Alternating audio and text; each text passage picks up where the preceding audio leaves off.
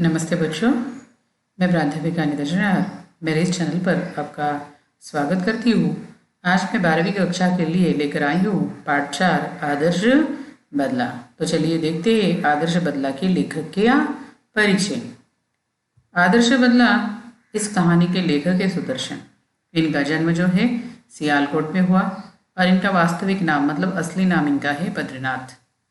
ये इनकी रचनाओं में सुधारवादी दृष्टिकोण पाया जाता है और प्रेमचंद की लेखन परंपरा को इन्होंने क्या किया है, आगे बढ़ाया है और इसलिए इनके रचनाओं में आदर्शोन्मुख यथार्थवाद पाया जाता है। इसके साथ साथ इन्होंने हिंदी पटकथाएं और गीत भी क्या किए हिंदी के इन्होंने लिखे हुए हैं।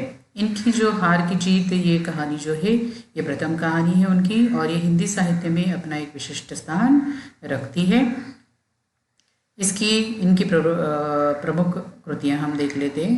पुष्पलता, सुदर्शन सुधा, तीर्थयात्रा, पनघट ये इनकी कहानी संग्रह है। सिकंदर और भाग्यचक्र इनका नाटक है। भगवती इनका उपन्यास है तथा ऑनररी मैजिस्ट्रेट ये इनका क्या है, प्रहसन है। तो आइए देखते हैं अब विधा का परिचय। पहले मैंने जैसे कहा कि ये कहानी विधा में लिखा गया पाठ है। कहानी के माध्यम से इस पाठ को लेखक ने प्रस्तुत किया है और ये कहानी जो होती है जीवन को क्या करती है, मार्गदर्शन करती है, हमारे मन को ये बहलाती है और इसकी भाषा जो होती है सरल होती है और मुहावरों का भी क्या होता है, सटीक प्रयोग जो होता है। तो इससे क्या होता है, हमें बहुत ही इसकी शैली जो है प्रवाहमान शैली हमें लगती है और इससे कहानी में प्रभावोत्पकता आ जाती है। तो इस प्रकार ये विधा परिचय हमने यहाँ देखा। अब देखते हैं पाठ परिचय। इस पाठ में बदला शब्द जो है, इस बदला शब्दों को अलग प्रकार से क्या किया है, दर्शाया गया है। यदि कोई बदला जो होता है, किसी के मन में जो उत्पन्न हिंसा है उसे ही अगर समाप्त कर दे और उसे जीवन का सम्मान करने की सीख देता है तो वही क्या होता है, आदर्श बदला कहलाता है। और यही आदर्श बदला बैजू के माध्यम से यहाँ लेखक सुदर्शन ने क्या किया है, दर्शाया है। अब देखते हैं हमारा प्रत्यक्ष पाठ। देखिए यहाँ प्रभात का बहुत ही सुंदर वर्णन किया गया है।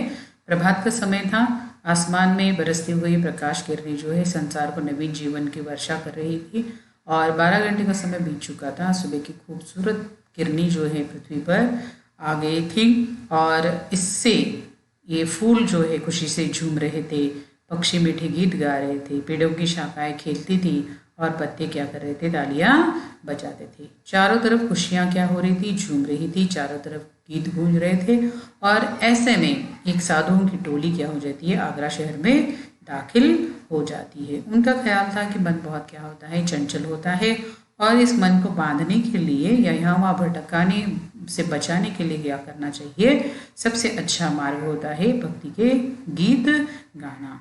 और इसलिए ये क्या करते हैं, भक्ति गीत गाते हुए क्या करते हैं, आगे बढ़ जाते हैं।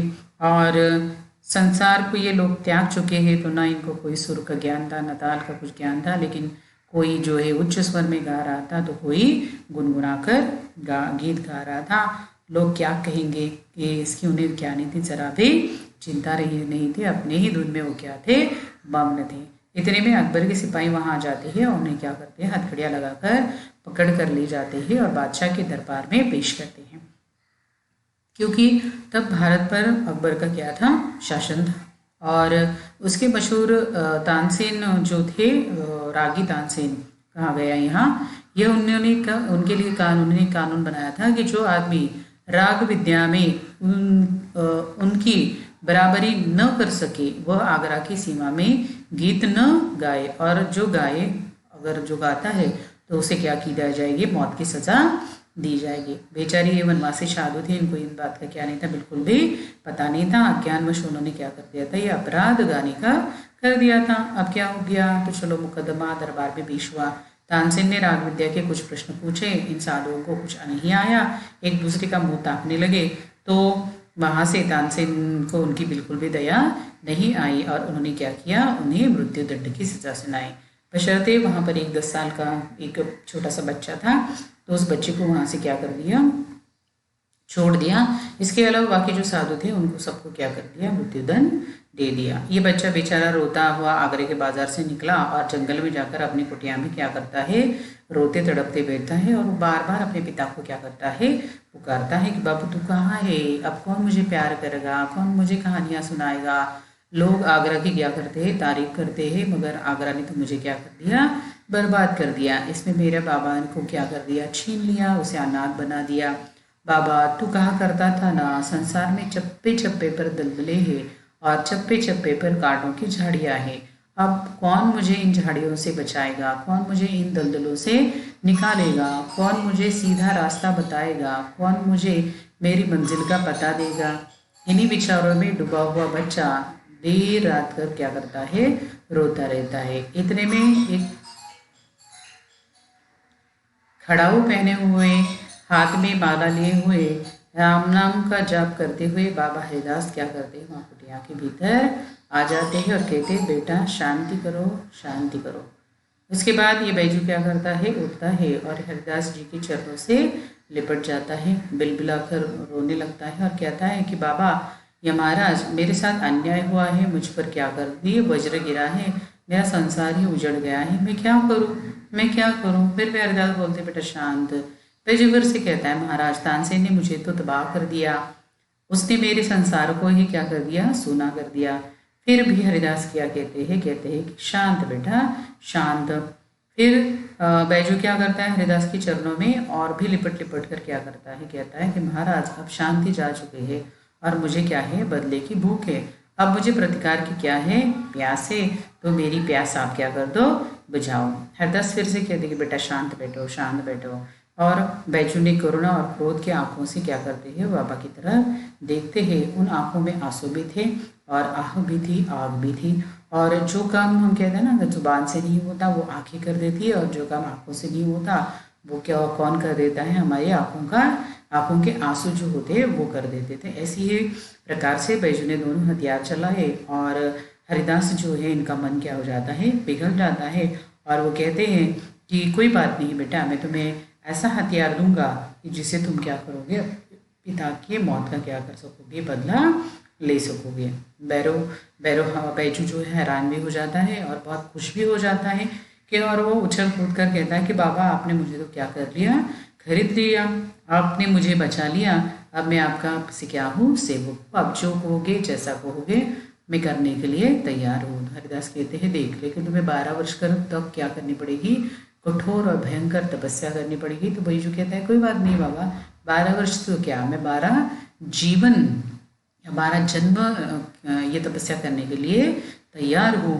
तो आज से मैं क्या हूँ, आपका शिष्य हूँ। सो हरिदास कहते हैं ठीक है कोई बात नहीं है, आज से तुम मेरे क्या हो, शिष्य बन गए हो और मैं जैसा कहूँगा तुम्हें करना पड़ेगा। तो बैजू जो है वो सारी बातें क्या करता है, उनकी मानता है।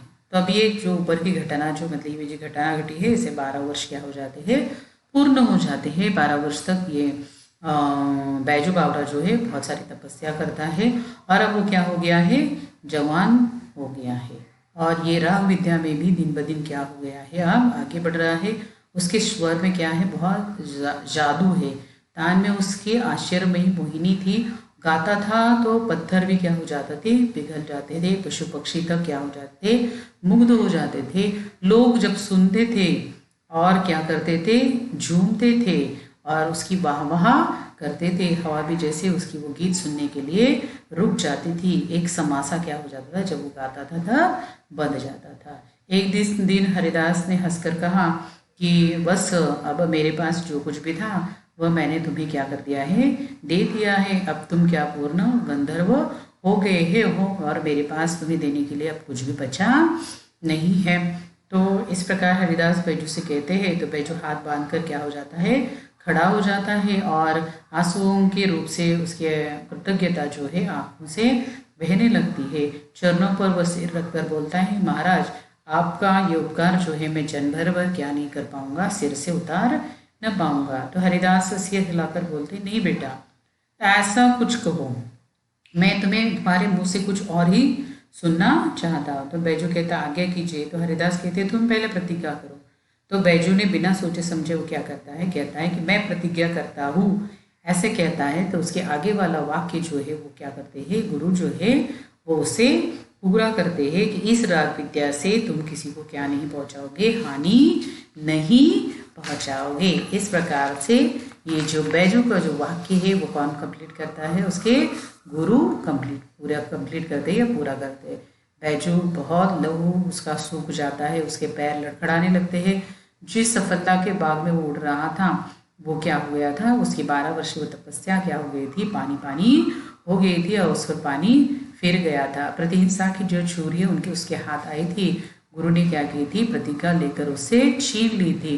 बैजू के ओट दांत तो उसने पीसे, वो रक्त का घूंट भी वहां पी गया, मगर गुरु के सामने अपना मुंह में से एक शब्द भी न निकाल पाया, क्योंकि गुरु गुरु है और शिष्य शिष्य है। और उन्होंने क्या किया था, उसे इतना क्या बनाया था, काबिल बनाया था। इस प्रकार क्या करता है वो, गुरु से बिना कुछ कहे मतलब उस गुरु से बिल्कुल क्या नहीं करता, विवाद नहीं करता है और गुरु को क्या कर देता है, वचन दे देता है। इस प्रकार हरिदास जो है उसे क्या करते हैं, अहिंसा का वचन ले लेते हैं।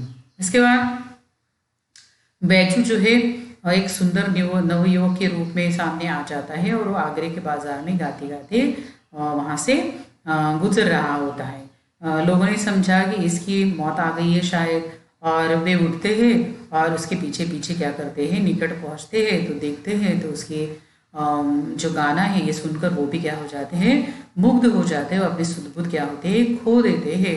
लेकिन किसी को साहस न हुआ कि उसे कुछ कहे।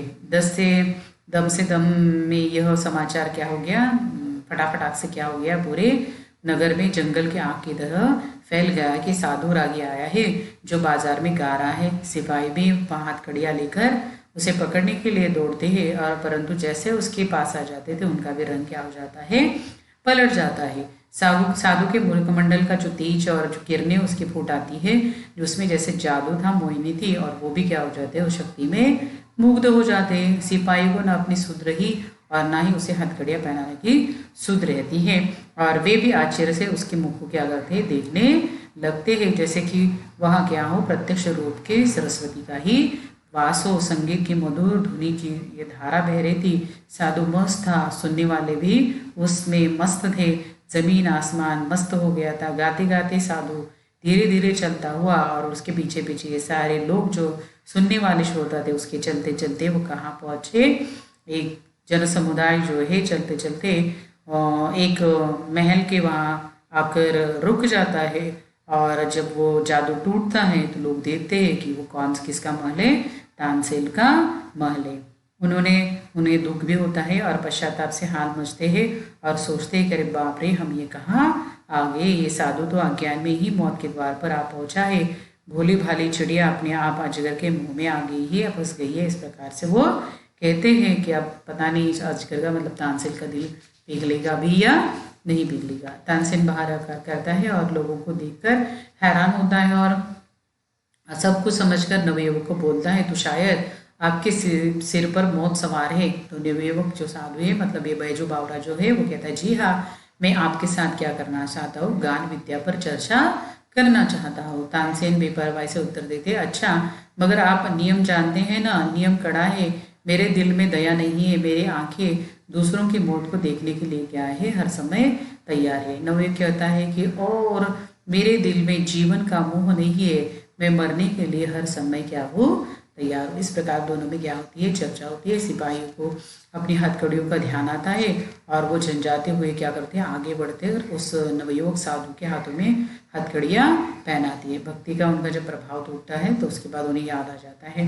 कि क्या करना है और क्या नहीं करना है। सिपाही जो है कोड़े बरसाने लगते हैं और लोगों को और क्या करते हैं, यहाँ वहाँ भगा देते हैं और साधु को दरबार की ओर ले चलते हैं। दरबार की ओर शर्तें सुनाई जाती है कि कल प्रातः क्या किया जाएगा, प्रतियोगिता का आयोजन किया जाएगा और इसमें अगर नवयुवक अगर हार गया तो उसे क्या किया जाएगा, मार डाल दिया जाएगा और अधिकार तानसेन को ये पूर्ण क्या किया गया है, अधिकार दिया गया है।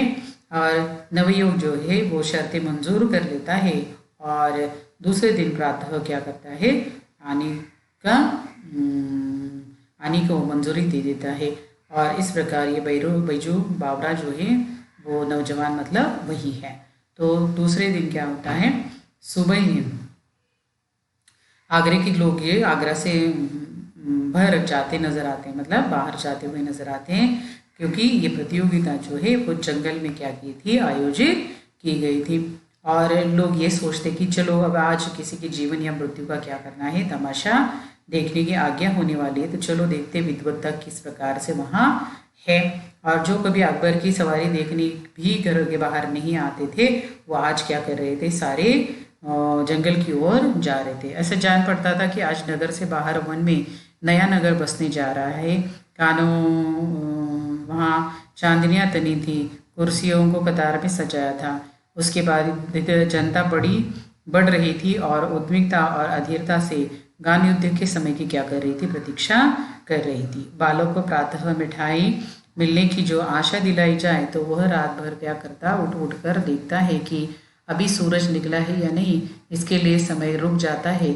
इसके हाथ में क्या है, धीरज टूट जाता है, वह व्याकुल हो जाता है। ऐसा ही सारा ये जो था माहौल था लोगों का भी हो गया था। समय हो गया कि अब लोगों ने आँख उठाकर अकबर देखा और अकबर जो है सिंहासन पर आया था।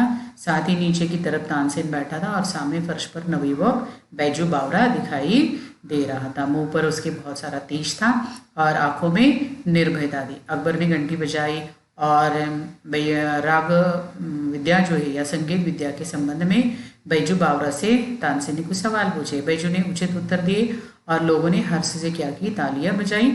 हर मुंह से जय जय जय हो बलहारी बलहारी की ध्वनि क्या हो रही थी, निकल रही थी। उसके बाद बैजू ने क्या किया, हाथ में सितार ले लिया और उसके पर्दों को हिलाया तो जनता ब्रह्मानंद में क्या हो गई, लीन। मतलब इतने सुंदर स्वर वो क्या कर रहा था, बजा रहा था। पेड़ के पत्ते तक क्या हो गए थे, निस्तब्ध, मतलब उनके हिलना भी क्या हो गया था, बंद हो गया। हवा रुक गई थी और सुनने वाला क्या हो गया था, बिल्कुल मुग्धहीन हो गया था, मुग्धविहीन हो गया था। बैजू बावरे की उंगलियां सितार पर दौड़ने लगी थी। उन तौरों पर राग विद्या निछावर हो रही थी और लोगों के मन उछल रहे थे, झूम रहे थे, थिरक रहे थे। ऐसा लग रहा था सारे विश्व की मस्ती क्या हो गई थी, वहां आ गई थी। लोगों ने देखा और हैरान भी रह गए। कुछ हरिन छलांगे मारते हुए और आए और बैजू बावरे के पास क्या हो गए, खड़े हो गए। बैजू बावरा सितार बजाता रहा। हिरन सुनते रहे और दर्शक ये असाधारण दृश्य क्या कर रहे, देखते रहे। हरिन मस्त और बेसुध हो गए। बैजू बावरा ने जब वो सितार रख दी तो अपने गले से फूल मालाएं उतार कर उन्हें पहना दी। फूलों के स्पर्श से हिरनों की सुध आ गई और वो चौकड़ी भरते हुए वहां से क्या हो गए, गायब हो गए। बैजू ने कहा, तानसेन जी मेरी फूल मालाएं यहाँ मंगवा दे, मैं तब जानूं कि आप भी राग विद्या के को जानते हो। तानसेन ने सितार हाथ में ले लिया और वो अपनी पूर्ण प्रवीणता से साथ उसे क्या करता है, बजाने लगता है। उसके जीवन भर की सारी जो परिश्रम उसने किया था, जो एकाग्रता थी, वो उसमें डाल दी थी। सितार के साथ वह अपना क्या कर लिया था, वह आप सितार बन गया था और पसीना पसीना हो गया था। कौन, तानसेन। अपने तन की सुध न थी और न ही सितार के बिना संसार में उसके लिए कुछ न था। आज उसे वह बजाया तो कभी न बजाया था, आज उसने वह बजाया जो कभी न बज सका था। मतलब तानसेन ने बहुत कुछ ऐसे आज राग जो था बहुत अलग तरीके से आज बजाया था। सितार की बाजी न थी, यह जीवन और क्या थी, मृत्यु की बाजी थी। क्योंकि ये जस्ट संगीत बजाने का एक माहौल नहीं था, तो ये संगीत के माध्यम से किसी से बदला लेने का क्या था, ये दिवस था। और आज तानसेन का भी मृत्यु का क्या था, शायद जीवन या मृत्यु की भी थी, क्या थी, आज बाजी का दिन था। इसलिए वो क्या करता है, पूरी मेहनत से, ईमानदारी से और पूरी जान से, एकाग्रता से क्या करता है, वो सितार बजाता है। कितना महान ये वह अपनी पुरानी कला दिखा देना चाहता था। बहुत समय बीत गया, सितार बजती रही और उसकी उंगलियां जो है सितार बजाकर क्या होती है, दुखने लगती है, मगर लोगों ने आज तानसेन को क्या नहीं किया, पसंद नहीं किया। सूरज और जुगनू का मुकाबला क्या होगा। आज से पहले उन्होंने जुगनू देखे थे और आज पहली बार उनका मुकाबला मतलब तानसेन का मुकाबला बैजू बावरा जैसे सूरज से हो रहा था। देह जो है तानसेन का बजा बजा के पसीना पसीना हो गया था और उसके आंखों के सामने क्या आ गई थी, मौत नाच रही थी। आखिर खिसकाया होकर बोला, वे हिरन अचानक इधर आ निकले थे, राग की तासीर से न आए थे। हिम्मत है तो आप क्या करो, दोबारा बुलाकर दिखाओ। मतलब तानसेन ने अपनी हार नहीं मानी। वो क्या कहते हैं कि वह हिरन तो ऐसे ही आए थे, तुम्हारे सितार बजाने से नहीं आए, तो ये तो एक काम करो, तुम फिर से बजाओ तो मैं भी तो देखूं कि वो फिर से आते या नहीं। तो बैजू बावरा मुस्कराता और धीरे से बोलता है, बहुत अच्छा, दोबारा बुलाकर दिखाता है तू। और ऐसा कहता है और सितार फिर से बजाना शुरू कर देता है। जैसे सितार बजाना शुरू कर देता है, फिर से वो हिरन जो है गर्दन हिलाए वहाँ क्या कर देते हैं, उस ध्वनि की जादू से आ जाते हैं और बैजू बावरा जो है मालाएं क्या करते हैं, उतार ले लेता है उनसे। और हिरन कूदते हुए जिधर से आए थे वहीं पर फिर से क्या होते हैं, चले जाते हैं। अकबर का तानसेन से साथ अगाध प्रेम था। उसकी मृत्यु निकट देख उनका कंठ भी क्या हो गया था, भर आया था, परंतु प्रतिज्ञा हो चुकी थी। वे विवश होकर उठे और संक्षेप में निर्णय सुनाया कि बैजू बावरा जीत गया है, तानसेन हार गया है। अब तानसेन की जान बैजू बावरा की ही क्या है, हाथ में है। तानसेन जो है कामता है, जो किसी को मृत्यु दंड देते समय घबराता नहीं है, लेकिन आज उसकी मृत्यु का क्षण आ गया तो वो बहुत कांप रहा है और कांपते कांपते ही बैजू बावरा के पैर पर गिर जाता है और दया की भीख क्या करता है, मांगता है। वो गिड़गिड़ाता है और क्या कहता है कि मेरे प्राण न लो। बैजू बावरा उसे कहता है, मुझे तुम्हारे प्राण लेने का कोई भी क्या नहीं है, चाह नहीं है, बस मुझे तूने जो ये निष्ठुर जो नियम बनाए हैं उस नियम को क्या कर लो, हटा दो या उड़ा दो। ऐसा वो कहता है कि आगरे की सीमा के अंदर जो भी आएगा वो क्या करे, उसे तानसेन की क्या किया जाएगा, तानसेन के जोड़ का न हो तो मरवा दिया जाएगा। अकबर तुरंत अधीर होकर उसे कहता है, हाँ हाँ ये नियम जो है अभी इसी क्षण क्या किया जाता है, निकाल दिया जाता है, हटा दिया जाता है या उड़ा दिया जाता है, कोई बात नहीं है। तो इस प्रकार से बैजू बावरा जो क्या करता है, बैजू बावरा के चरणों में ये तानसेन जो है यहाँ उठकर